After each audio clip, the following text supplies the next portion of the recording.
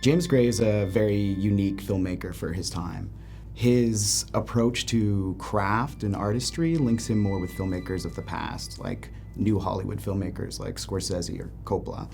As a result, it's kind of made him out of step with the time, and he hasn't been the most successful filmmaker commercially.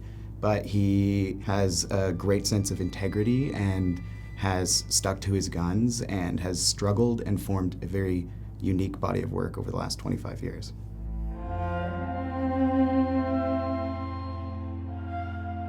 James Gray is, I think, one of the greatest filmmakers of the moment, so there's a lot of strengths to talk about. I think for me, it's how emotionally direct his films are, how sincere they are.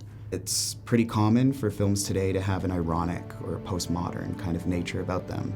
James Gray's films are all about putting the emotions on the surface in as sincere a way as possible. James Gray isn't just influenced by filmmakers like Fellini and Visconti and, like I mentioned, Coppola and Scorsese, but he's also influenced by opera.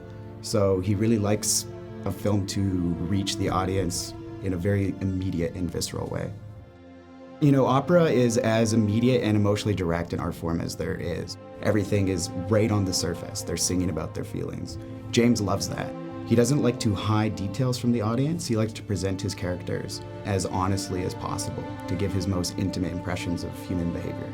Each of his films contrasts or combines something very intimate and small and focused, a very specific milieu or setting. He'll focus on things like social class and existential struggle, something very small and intimate. But then underneath that, boiling beneath the surface, is something profound, expansive, universal. And that comes through in the emotions and the music, and small gestures in his films start to take on something kind of profound. James Gray's style is very distinct, but it's also very subtle.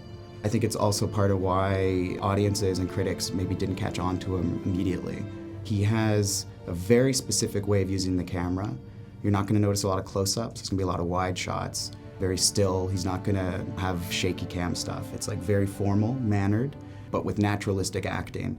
And that's why it recalls the sort of new Hollywood style that you would have seen in the 70s in America, where filmmakers were merging classical technique with modern European art house technique.